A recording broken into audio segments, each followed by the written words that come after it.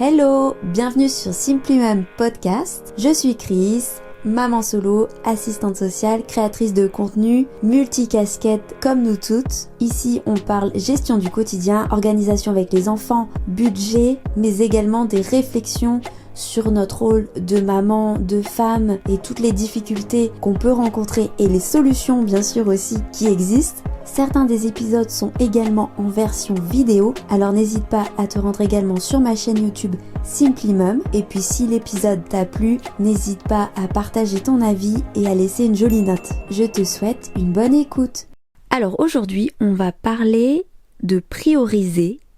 Qu'est-ce que prioriser? Et surtout, comment prioriser? On entend souvent qu'il faut prioriser les tâches pour gagner du temps. J'en parle justement dans l'épisode où je vous partage mes 10 conseils pour optimiser son temps. Prioriser, oui, mais comment? Ça va être le sujet du jour. Mais avant cela, je voulais vous partager le commentaire de Corinne sous le dernier épisode. C'était l'épisode automatisé pour gagner du temps et de la sérénité. Corinne nous dit « Bonjour Chris, excellent sujet traité efficacement. Je te rejoins sur tout et en particulier sur les alarmes. De mon côté, j'ai créé des alarmes récurrentes tous les lundis et jeudis pour le conservatoire de mon fils, par exemple. Ainsi, je n'y pense plus du tout.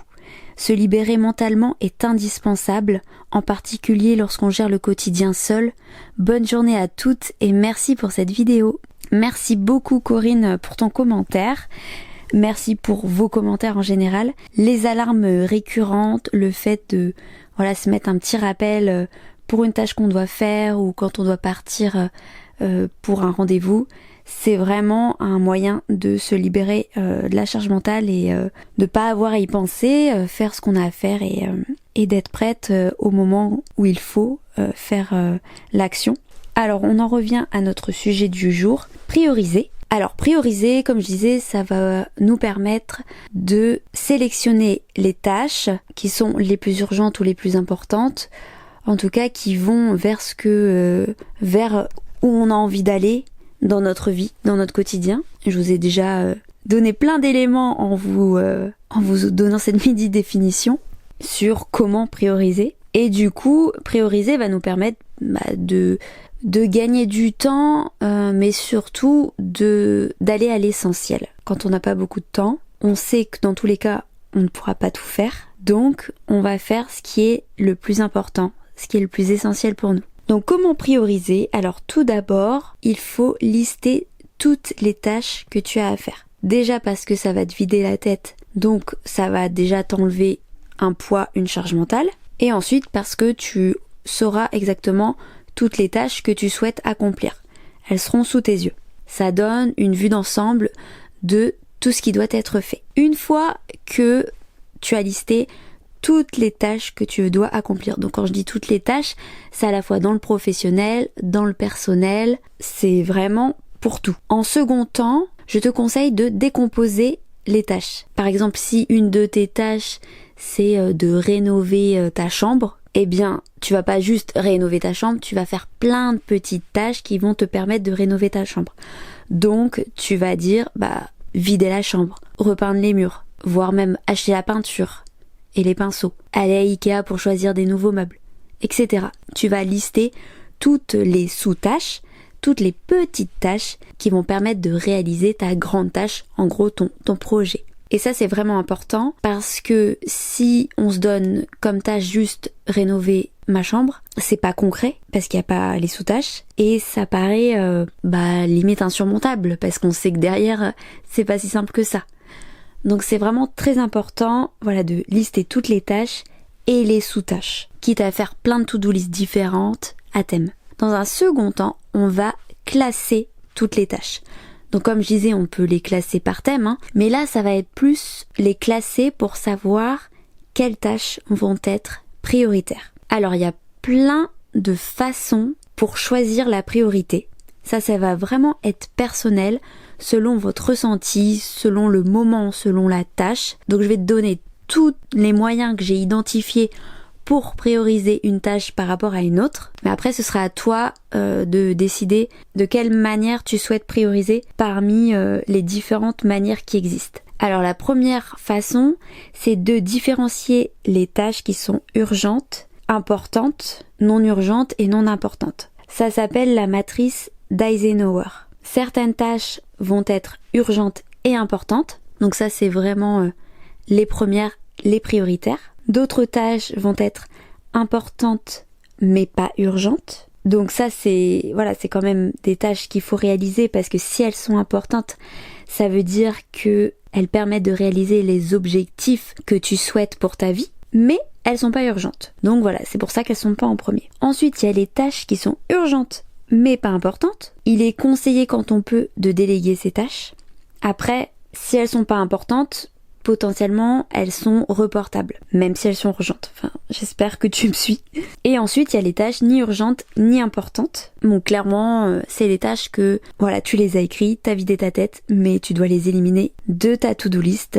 Peut-être que plus tard, elles seront urgentes ou importantes, mais pour l'instant, c'est pas le cas. Donc, faut pas les prioriser. Personnellement, alors j'aime bien la matrice d'Eisenhower, mais je me sers surtout des deux premières, urgent et important et pas urgent. Le reste, j'en tiens pas trop compte dans mes to-do list. Mais déjà, rien que de prioriser ce qui est urgent et ce qui est important, ça permet de faire un gros tri.